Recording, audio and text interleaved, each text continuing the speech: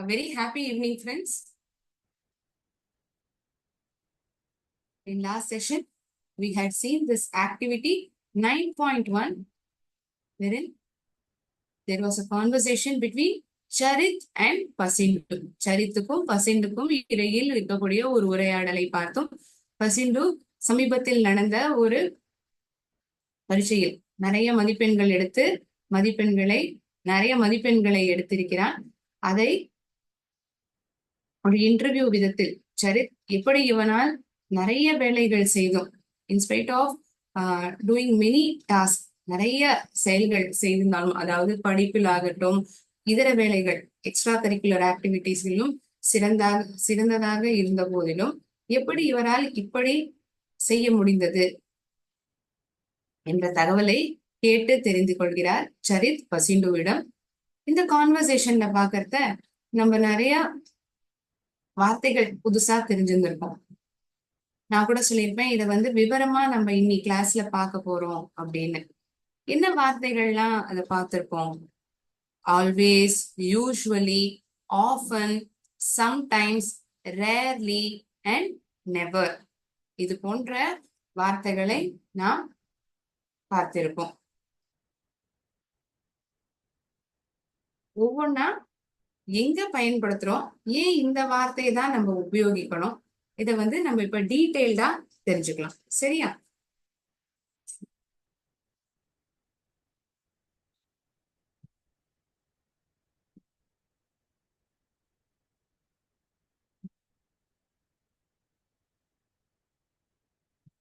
So these verbs they are called as adverbs of frequency.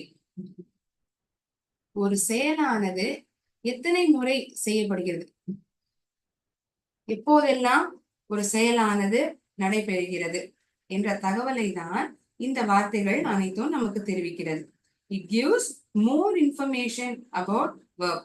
செயலானது எத்தனை தடவை நடக்குது, எவ்வளவு தடவை அது நடக்குது. It describes, இந்த adverbs of frequency எழுதியிருக்கேன் இல்லையா, இந்த frequencyல தான் நம்ம இப்ப பார்த்த வார்த்தைகள் always,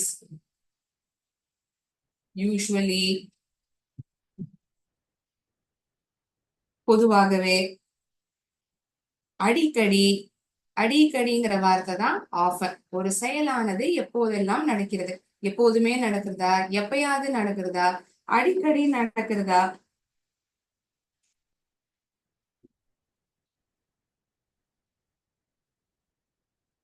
sometimes or rarely, மிக மிக குறைவாக நடக்கும், நடக்கவே நடக்காது அப்படிங்கிற பொழுது நம்ம நெவர்ங்கிற வார்த்தைய பயன்படுத்துறோம். சரியா? இந்த நெவர்ங்கிற வார்த்தை எப்போதுமே நடக்காத ஒரு செயலுக்கு நாம் பயன்படுத்தக்கூடிய வார்த்தையாக இருக்கிறது. So these adverbs of frequency, it describes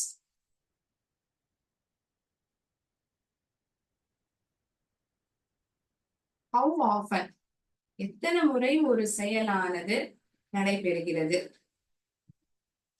நான் ஒரு செயலை செய்யறேன், அதை நான் எப்பெல்லாம் செய்யறேன், தினைக்குமே செய்யறேனா, எப்போதுமே செய்யறேனா, எப்பயாவது செய்யறேனா,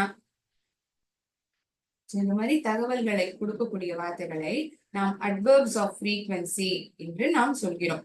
Describes how often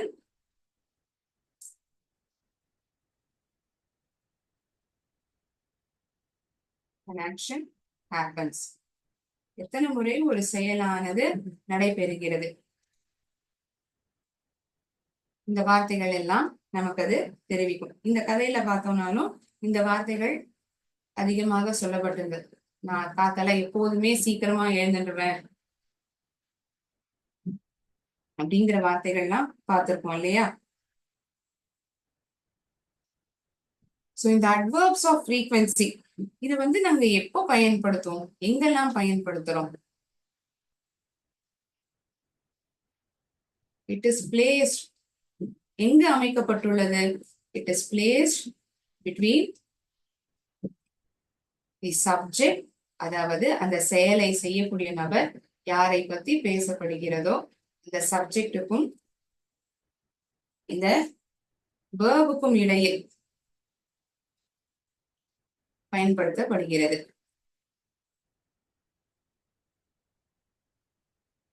I usually wake up early in the morning. நான் பொதுவாகவே அதிகாலையில் எழுந்து விடுவேன். I usually wake up at 6 AM in the morning. பொதுவாகவே நான் காலை 6 மணி அளவில் எழுந்து கொண்டு விடுவேன். சோ இந்த யூஸ்வலிங்கிற வார்த்தை சப்ஜெக்ட் என்கின்ற நானுக்கும் இந்த வினை சொல் என்கின்ற வேக் அதற்கு இடையும் நாம் பயன்படுத்துகிறோம். கரெக்டா?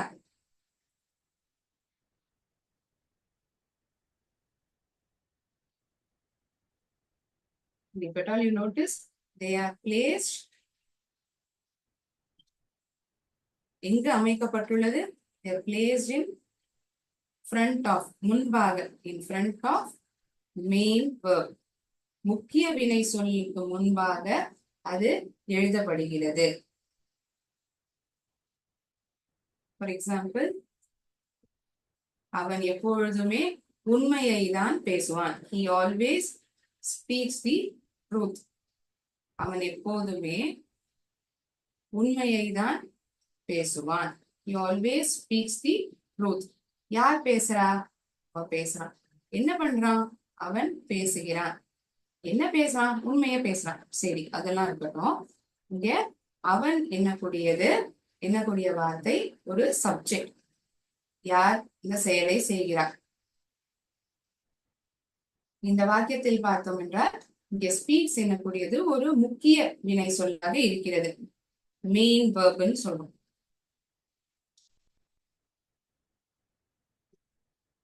He speaks the truth. அவன் உண்மையை பேசுகிறான். இப்படி இருந்ததுன்னா இங்க இந்த வார்த்தை ஆல்வேஸ்ங்கிறது இங்க பயன்படுத்தப்படல. எப்பெல்லாம் பேசுறான்? எப்பயாவது பேசுறானா? தினைக்குமே பேசுறானா? என்னைக்காவது பேசுறானா? இல்லாட்டி அவன் பேசுறதே கிடையாது, உண்மையே பேசுறது கிடையாதா? இத தெரிவிக்கக்கூடிய வார்த்தை எது? இந்த ஆல்வேஸ்ங்கிற வார்த்தை தான். எப்போதுமே, அவன் எப்போதுமே உண்மையை தான் பேசுகிறான். He always speaks the truth. So this word always is the adverb of frequency where it tells us he always does the action. எப்பொழுதுமே ஒரு செயலானது நடைபெறுகிறது. Every time அல்லது எப்போதுமே, all the time. So this adverb always, it means every time or all the time. தமிழ்ல சொல்லணும்னா எப்போதுமே. இந்த ஆல்வேஸ பயன்படுத்தி இரண்டு வாக்கியங்கள் உதாரணமாக நம்ம பார்ப்போமா?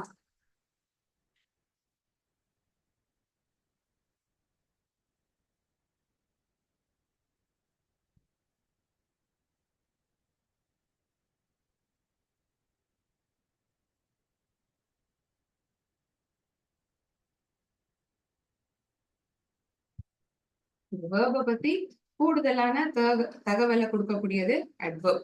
Additional information about the verb, அட்வர்ப்னு நம்ம அழைக்கிறோம். ஸோ இந்த அட்வர்ப் ஆஃப் ஃப்ரீக்வன்சினா என்ன மேம் அப்படிங்கிற போது, இப்போ ஒரு செயலானது எப்பொழுதெல்லாம் நடக்கிறது, அடிக்கடி நடக்கிறதா, எப்பயாவது நடக்கிறதா, இல்லாட்டி நடக்கிறதே கிடையாதா, இது போன்ற வார்த்தைகள் தான் இங்கு ஃப்ரீக்வன்சியில் நாம் பார்க்கிறோம். இந்த ஃப்ரீக்வன்சிங்கிறதே என்ன நமக்கு தெரிவிக்குது? ஹவு ஆஃபன், எவ்வளவு தடவை, எத்தனை முறை ஒரு செயலானது நடைபெறுகிறது. How often and action happens.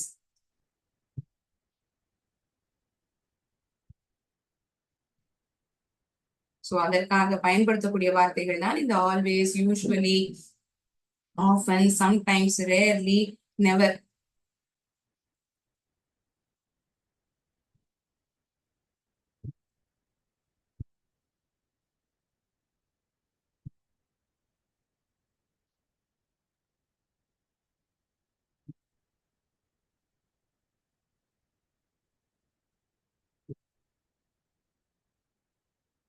Always, எப்போதுமே, இதுக்கு ஒரு 100% தரலாம். எப்போதுமே, யூஸ்வலி, பொதுவாகவே, இதற்கும் குறைச்சல்தான், ஆனால் பொதுவாகவே அது நடக்கும்.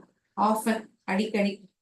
இதை பார்க்கும் பொழுது இதனுடைய எண்ணிக்கை, நடக்கக்கூடிய எண்ணிக்கை, எப்போதெல்லாம் நடக்கிறது என்பது சிறிது குறைவாகவே இருக்கிறது. சம்டைம்ஸ்.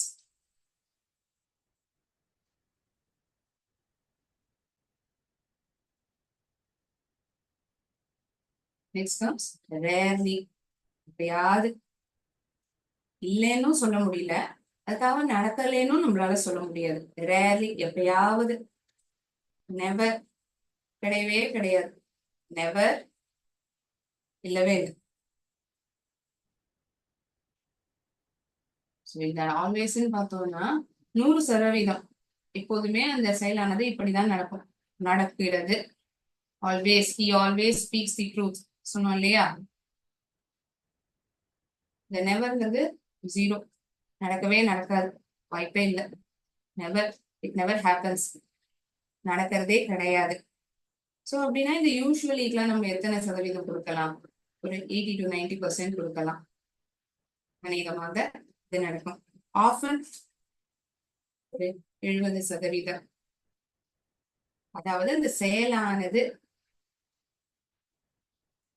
எவ்வளவு தடவை நடக்கும்? 50% சம்டைம்ஸ்க்கு நம்ம கொடுக்கலாம். ரேர்லி எப்பயாவது, ரொம்ப எண்ணிக்கை குறைச்சு ஒரு 5-10% வச்சுக்கோமே. நடக்கவே நடக்காது, இதுக்கு வந்து ஒரு 0 இருக்கும். நம்மளுடைய புத்தகத்திலேயே பார்த்தோம்னா இந்த முக்கோண வடிவில் இருக்கக்கூடிய இந்த அட்வர்ப்ஸ் ஆஃப் ஃப்ரீக்வன்சி எழுதப்பட்டிருக்கு இல்லையா? 100%லேருந்து 0 இதை கொடுத்திருப்பாங்க. ஸோ இந்த இடையில் இருக்கக்கூடிய வார்த்தைகள் தான் இந்த யூஸ்வலி, ஆஃபன், சம்டைம்ஸ், ரேர்லி. ஆல்வேஸுக்கும் நெவருக்கும் இடையில் இருக்கக்கூடிய வார்த்தைகள் தான் இந்த வார்த்தைகள். சரியா? சோ ஒவ்வொரு வார்த்தை அதற்கான அர்த்தம் என்ன, 2 சுலபமான உதாரணங்களை நாம் காணலாம் இப்போ. சரியா?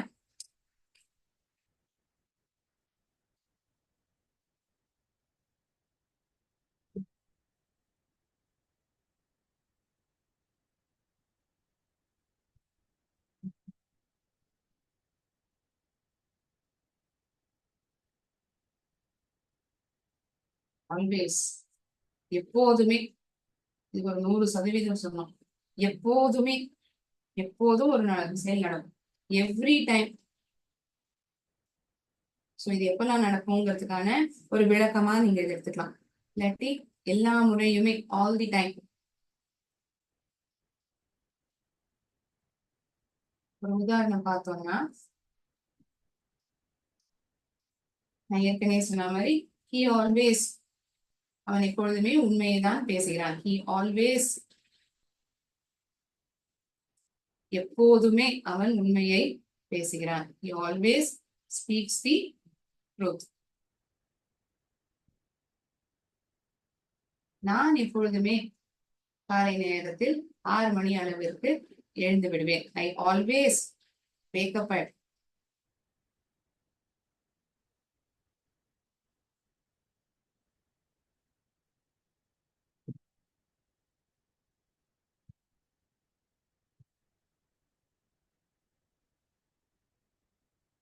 காலை வேளையில் 6 மணி அளவில் நான் கட்டாயமாக எழுந்து விடுவேன். I always wake up at 6 o'clock in the morning.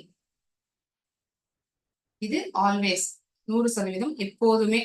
ஒரு முறை கூட மிஸ் ஆகிறதுக்கான வாய்ப்புகள் கிடையாது, எப்போதுமே நடக்கும். இந்த அட்வர்பான யூஸ்வலி, ஆல்வேஸை பார்க்கும் பொழுது இது எப்போதும் என்று நாம் சொல்ல முடியாது. ஒரு 90% நாம் சொல்லலாம் பொதுவாக.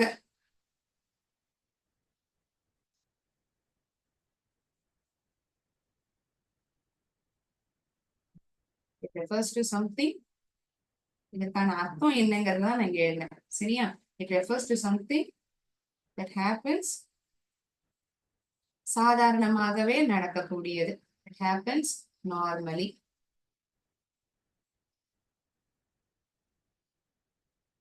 எப்போதுமேனா அது கிடையாது, சாதாரணமாகவே அது நடைபெறும்.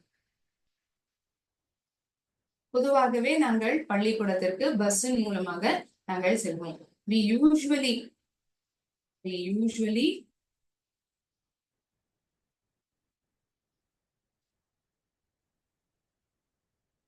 go to school by bus. குழந்தைகள் பொதுவாகவே ஜூக்கு செல்வதற்கு விருப்பப்படுவார்கள். சில்ட்ரன் யூஸ்வலி, குழந்தைகள், children usually enjoy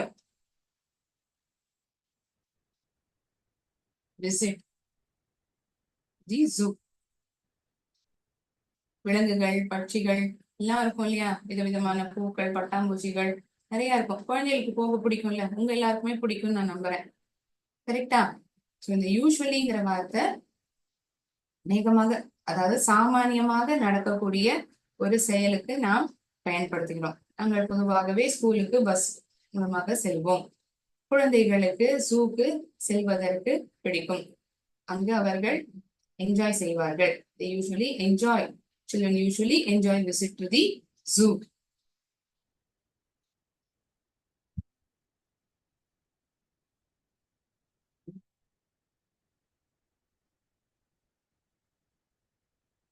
Always, usually, sometimes, rarely இந்த பசிண்டுக்கும் செடித்துக்கும் இடையிலான உரையாடலில் நாம் அடிக்கடி பார்த்திருக்கோம்.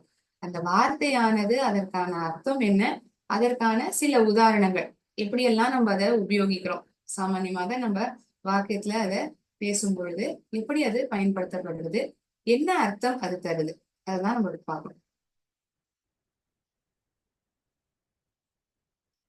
எப்போதுமே, பொதுவாக,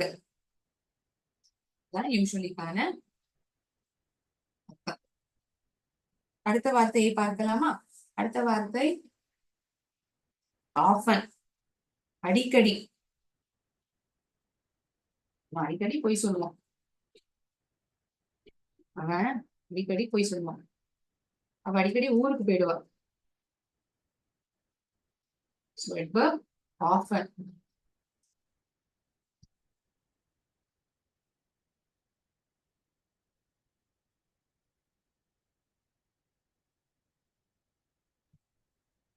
So it means many times, நிறைய தடவை, வெவ்வேறு சந்தர்ப்பங்களில். It means many times, நிறைய நேரங்களில், ஆனால் வெவ்வேறு சந்தர்ப்பங்களில் இந்த செயலானது நடைபெறுகிறது. It means many times, but ஆனால் வெவ்வேறு சந்தர்ப்பங்களில்.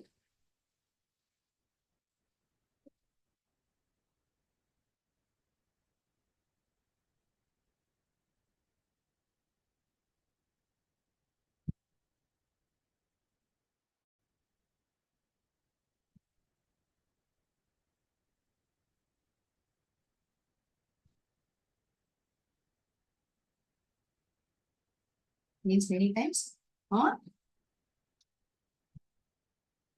நிறைய தடவை வெவ்வேறு சந்தர்ப்பங்கள்ல நம்ம உபயோகிக்கிறோம். எக்ஸாம்பிளா பார்த்தா பெட்டரா புரியுமா? அவர்கள் பொதுவாகவே வெளியில் சென்று விடுவார்கள். உணவு, இது இரவு நேர உணவை சாப்பிட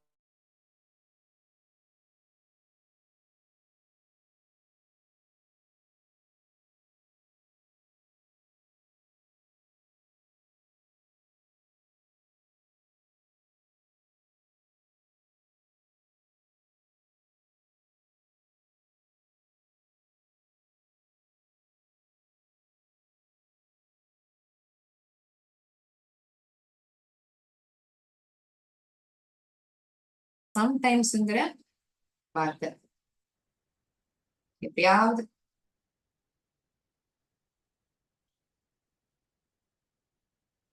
இப்பயும் அப்பயும், means now and then, means now and then.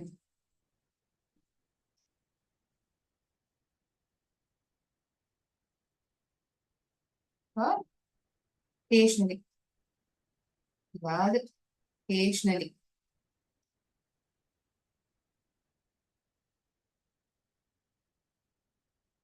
எப்போதுமே நடக்கும்ங்கிறது சொல்ல முடியாது, ஆனா எப்பயாவது நடக்கும் அப்படிங்கிறத சொல்லலாம். The journey, பிரயாணமானது, the journey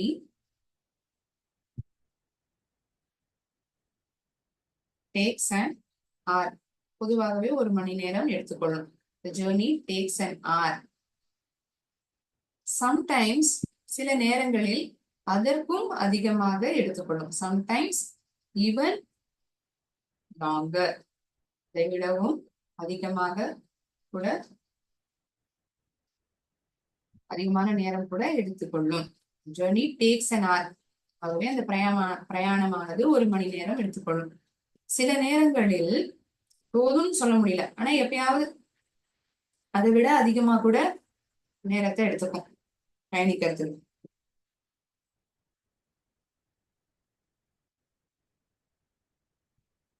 She sometimes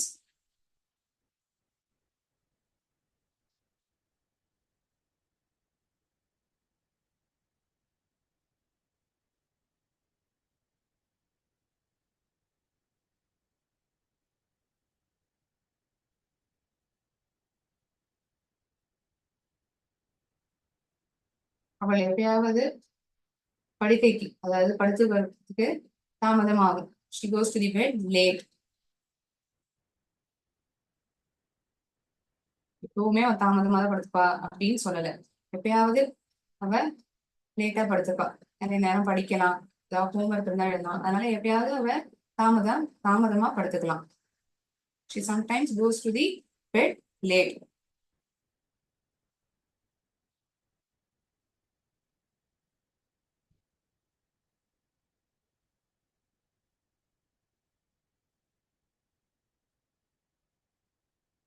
ஆஃபன்னா அடிக்கடி, சம்டைம்ஸ் எப்பயாவது.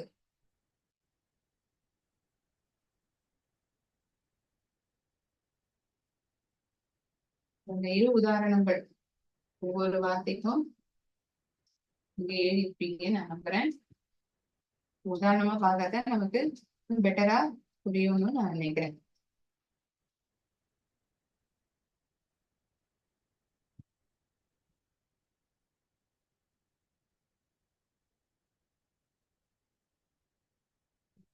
Okay, thinking that everyone has written it. I'll erase the board.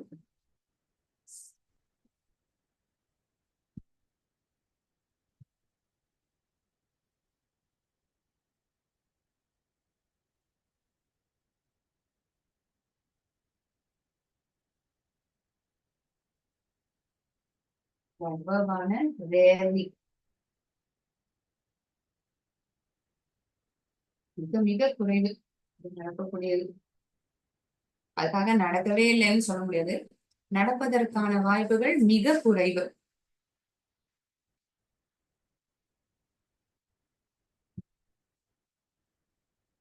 It refers to things.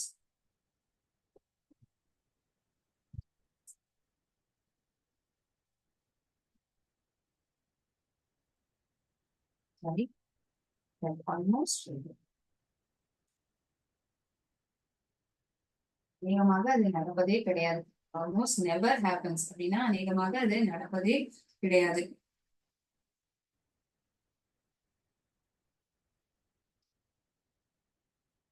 ரொம்ப குறைச்சு ஒரு 5ல இருந்து 10% எழுதியிருந்தேன் பாத்தீங்களா? கை விரல விட்டு எண்ணிடலாம். நாங்க எப்பயாவதுதான் ஒருத்தருக்கு ஒருத்தர் பார்த்துப்போம். We rarely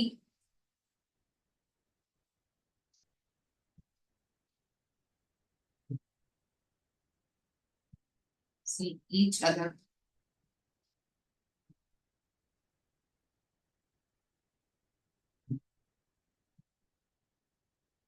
We rarely see each other at school. நாங்க பள்ளிக்கூடத்துல எப்பயாவதுதான் நாங்க ஒருத்தருக்கு ஒருத்தர் பார்த்துப்போம். பாக்குறதுங்கிற எண்ணிக்கையே மிக குறைச்சு, வருஷத்துல 1 வாட்டியோ 2 வாட்டியோ இப்படி கூட வச்சுப்போமே. We rarely see each other at school.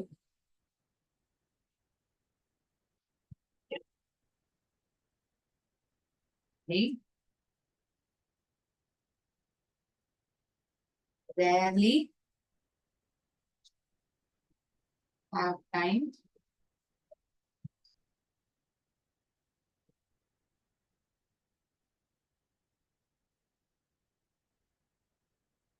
rarely have time to read newspaper.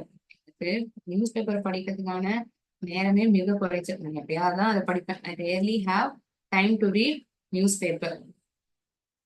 அவ்வளவு பிஸி, அடுத்தடுத்த வேலை, படிக்கிறதுக்கான நேரமே கிடையாது. அதனால நான் எப்பயாவதுதான் அதை படிப்பேன். அது என்றைங்கிற எண்ணிக்கை மிக குறைச்சல். 1 தடவையோ 2 தடவையோ. இது வரைக்கும் நான் படிச்சுக்கிறத பார்த்தா அந்த அளவுக்கு நான் படிச்சுக்க மாட்டேன். தினைக்கும் படிப்பேன்னா நான் ஆல்வேஸ் சொல்லலாம். நான் எப்பயாவதுதான் படிப்பேன். அது சொல்றதுலயே உங்களுக்கு தெரியும். அதை அடிக்கடி படிக்கிறது இல்லை, இந்த வேலை நடக்கிறது இல்லை, அந்த செயலானது நடைபெறுவதில்லை என்பதை நாம் புரிந்து கொள்ளலாம்.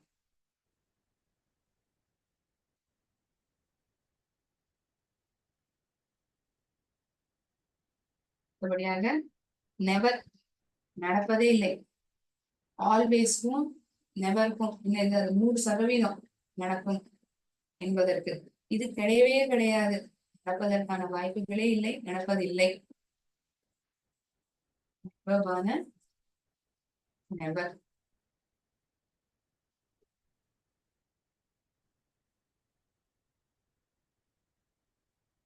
மீன்ஸ்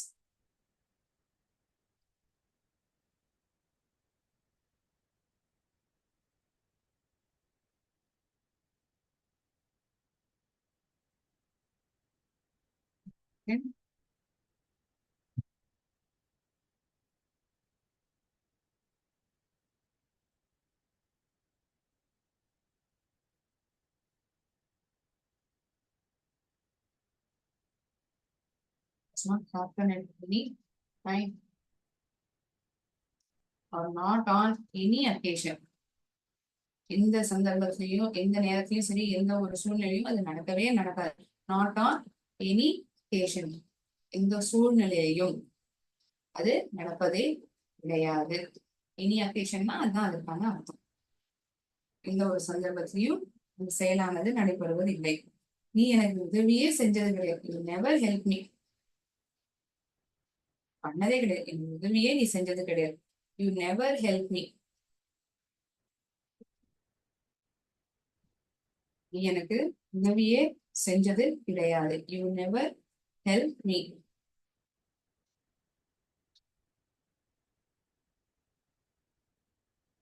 அவள் இதுவரைக்கும் இந்த அளவு மழையை பார்த்ததே கிடையாது. இப்ப நமக்கு மழை காலம் நம்ம நெருங்கிட்டு இருக்கோம் இல்லையா? ஒவ்வொரு வாட்டியுமே நம்ம தான் சொல்லுவோம், இந்த அளவுக்கு நம்ம மழை பார்த்ததே கிடையாது, இந்த அளவுக்கு நம்ம பார்த்ததே கிடையாது அப்படின்னு ஒவ்வொரு முறையுமே நம்ம சொல்றோம். கரெக்டா? அதே மாதிரி ஒரு உதாரணம், she had never seen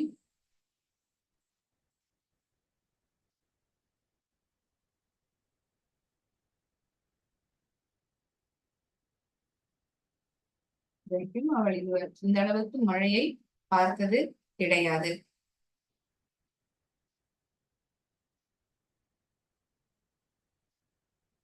அவன் இதுவரைக்கும் வெளிநாடு சென்றது கிடையாது. he has, அவன் இதுவரைக்கும் வெளிநாடு சென்றது கிடையாது. he has never been abroad.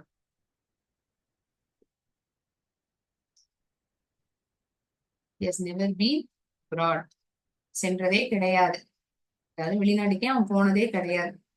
never been abroad. you never help me, இதுதான் முதலாவது வாக்கியம். இரண்டாவது, she had never seen so much rain, இந்த அளவுக்கு மழை அவள் பார்த்தது கிடையாது. அவன் இதுவரை வெளிநாடு சென்றது கிடையாது. 3 வாக்கியங்கள் இந்த அல்பமான நெவருக்கு. சப்ஜெக்டுக்கும் முக்கியமான வினை சொல்லுக்கும் இடையில் இந்த வார்த்தைகள் பயன்படுத்தப்படுகிறது. அதாவது இந்த எந்த adverbs எல்லாம், adverbs of frequency such as always, usually, rarely, never, sometimes, often, இது போன்ற வார்த்தைகள்.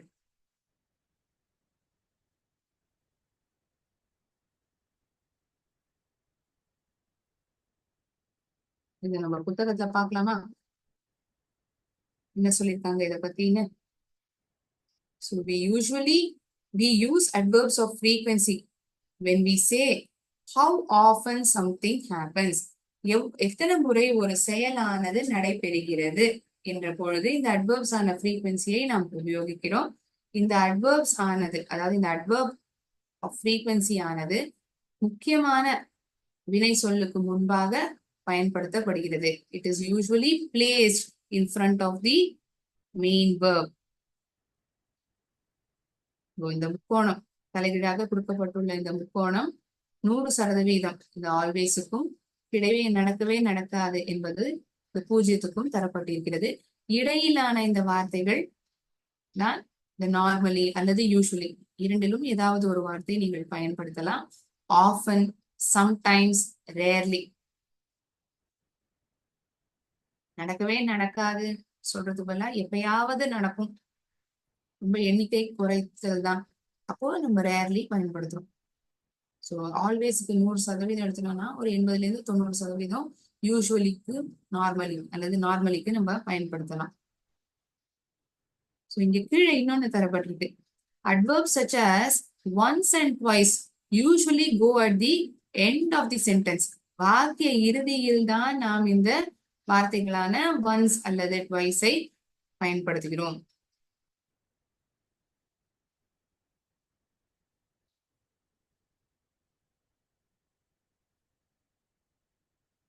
இங்க வேற என்ன உதாரணங்கள் எழுதப்பட்டிருக்கு? Mr Perera usually goes to work by bus. பொதுவாகவே பெரேரா வேலைக்கு பஸ் மூலமாக செல்கிறார். Chathura always gets up before 5:30 AM. Chathura 5:30 மணிக்கு முன்பாகவே எப்பொழுதும் எழுந்து கொள்கிறார்.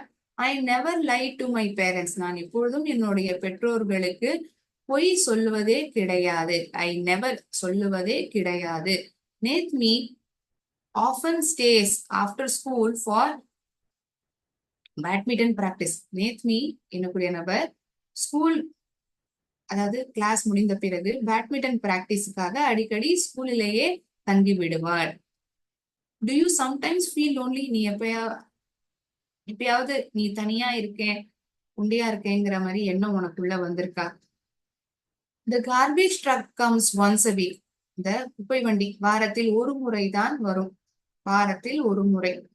The garbage truck comes once a week. அதனாலதான் இங்க பார்த்தோம்னா மேல என்ன சென்டென்ஸ் கொடுக்கப்பட்டிருந்தது? once அல்லது இந்த twiceங்கிற வார்த்தை வாக்கிய இறுதியில பயன்படுத்தப்பட்டிருக்கும் அப்படின்னு சொல்லப்பட்டிருந்தது இல்லையா? சொல்லியிருந்தாங்க. இந்த garbage truck அதாவது இந்த குப்பை வண்டி வாரத்தில் ஒரு முறை தான் வரும். once a weekங்கிற வார்த்தையை பாருங்க, வாக்கிய இறுதியில உபயோகிச்சிருக்கிறத நம்ம பார்க்கலாம்.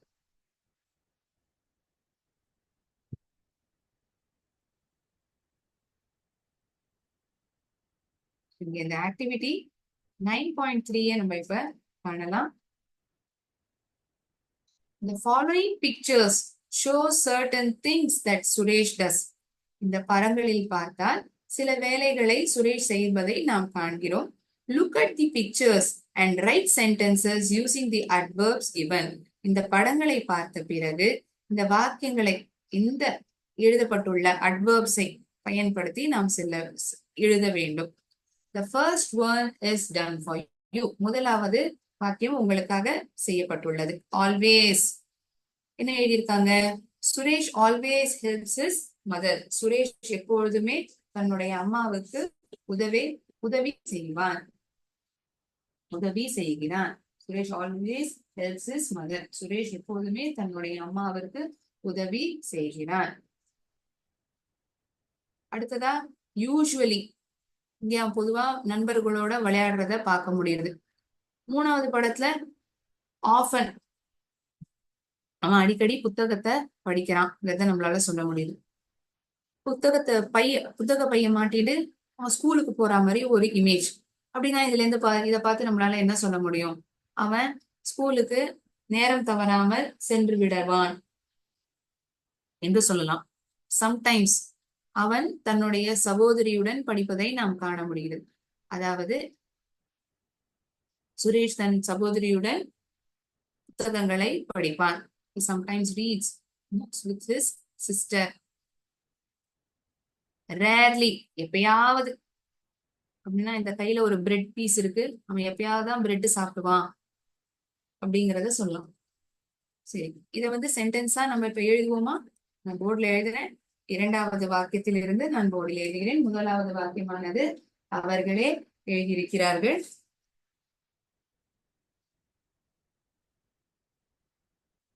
Page number 100 in our textbook.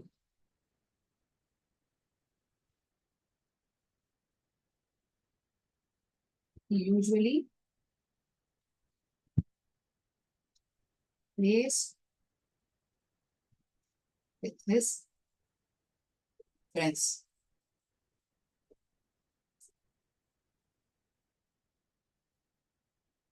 அவன் அடிக்கடி புத்தகங்களை படிப்பான். He often, அடிக்கடி.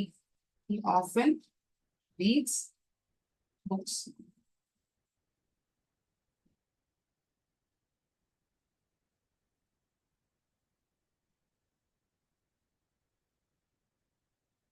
He never gets late to school. ஸ்கூலுக்கு அவன் தாமதமாக செல்வதே கிடையாது. Rarely. He rarely. அவன் எப்பயாவது தான். He rarely eats bread. எப்பயாவது தான் bread சாப்பிடுகிறான்.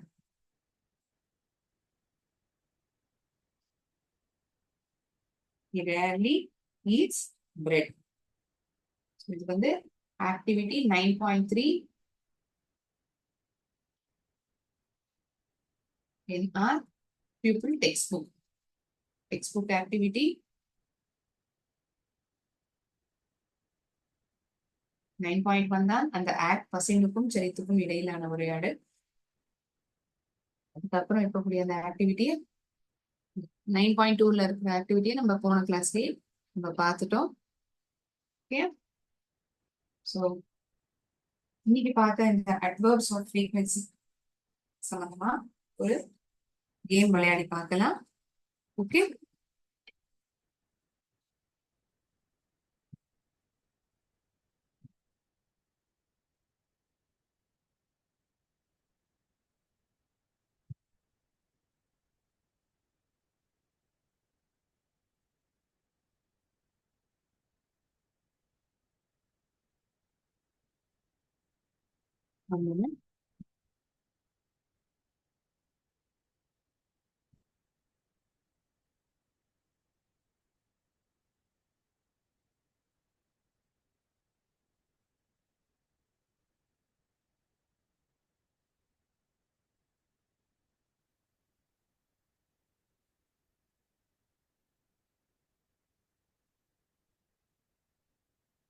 I dash exercise these days. நான் எப்பயாவது தான் இப்போதெல்லாம் எக்ஸசைஸ் செய்கிறேன். I rarely exercise these days. I dash celebrate Christmas with relatives. I dash celebrate Christmas with relatives. நான் பொதுவாகவே கிறிஸ்துமஸ் பண்டிகையை என்னுடைய உறவினர்களுடன் நான்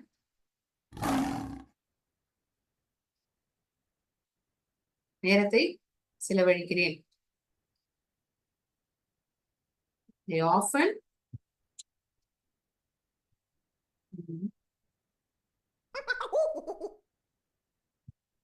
I dash play cricket on the weekends. I sometimes play cricket on the weekends. I dash read a book before going to bed. பொதுவாகவே தூங்குவதற்கு முன்பாக நான் புத்தகத்தை படிப்பேன். I usually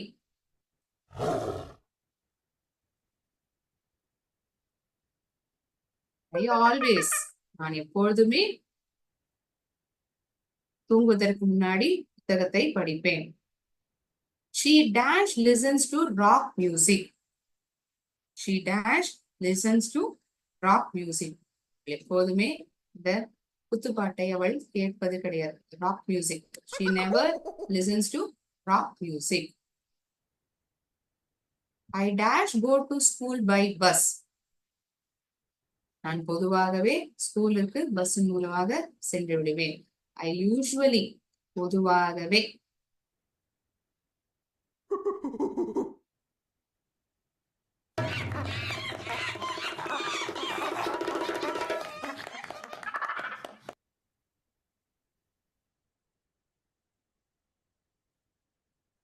In today's session, I hope adverbs of frequency such as always, never, rarely, sometimes, usually இது போன்ற வார்த்தைகள் நாம் வாக்கியத்தில் எப்படி பயன்படுத்துகிறோம் என்பது புரிந்திருக்கும் என்று நான் நினைக்கிறேன். கிளாஸை முடிப்பதற்கு முன்பாக ஒரு சிறு கதையை நாம் பார்த்துவிட்டு முடித்து விடலாம்.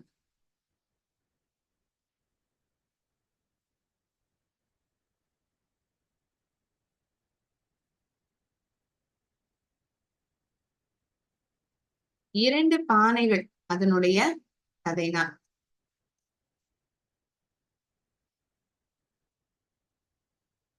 The story of 2 pots. Once upon a time, there was a farmer. He had 2 pots. So in these 2 pots, if you look at the picture, you see one pot is quite sad. சோகமா இருக்கிறத நம்மளால பார்க்க முடியுது. ஒரு பானை ரொம்ப சந்தோஷமா, it is very happy, it is filled with water, நிறைஞ்சு இருக்கு. அப்படின்னா இந்த பானையில வந்து நீர் நிறைஞ்சு இல்லை, அதனால அது சோகமா இருக்கா? Since it is not being filled up with water, it might be sad. So what is the reason behind it? அதற்கான காரணம் என்ன? So இந்த ஒரு விவசாயி, அவரிடம் இந்த 2 பானை இருந்தது. இந்த 2 பானையை ரொம்ப நாளாவே அவர் பயன்படுத்தி இருந்திருக்கார். He had been using this 2 pots since long time. ரொம்ப நாட்களாவே அவர் பயன்படுத்தி இருந்திருக்கார். கொஞ்ச நாள் கழிச்சு என்ன ஆகுதுன்னா, இந்த ஒரு பானையில வந்து ஓட்டை விழுந்துருது. ஒரு பானை வந்து எப்போதும் போல நிரம்பியே இருக்கு, அதுல எந்த ஓட்டையும் கிடையாது. அவர் நீரை எடுத்துன்னு வர பக்கத்துல இருக்கக்கூடிய ஒரு ஆறு. He fills in the water in the nearby river in 2 pots. இந்த 2 பானைகள்லயுமே நீரை நிரப்பிக்கிறாரு. தன் தோல் மேல தூக்கிண்டு வர. இடது பக்கத்துல இந்த ஓட்டையான பானையும், வலது புறத்துல இந்த நீர் வழியாத பானையும் இருக்கு. சோ இந்த நீர் வழியாத பானை வலது புறத்துல இருக்குன்னு சொல்றேன் இல்லையா? The pot which is always filled with water and it doesn't have any cracks in it. எந்த ஒரு ஓட்டையும் இல்லாத பானை தன்னுடைய வலது புற தோளில் அவர் தூக்கி கொண்டு வருகிறார். The one which is on his left hand side, இடது புறத்தில் இருக்கக்கூடிய அந்த பானை அது ஓட்டையாக இருக்கிறது. அந்த வழி நெருங்கிலும் அது அவர் வந்து பூச்செடிகளை வளர்த்திருக்கிறார் தன்னுடைய தோட்டத்தில். அதற்கு நீர் செலுத்தி கொண்டே அந்த பானை வருகிறது. அந்த பானையில இருந்து நீர் விழுந்துட்டே இருக்கு. கொஞ்ச நாள் கழிச்சு பார்த்தா இந்த பானை வந்து இவர்கிட்ட கேட்டுதான், நீங்க என்னை வந்து தூக்கி போடுங்க, ப்ளீஸ் த்ரோ மீ அவே.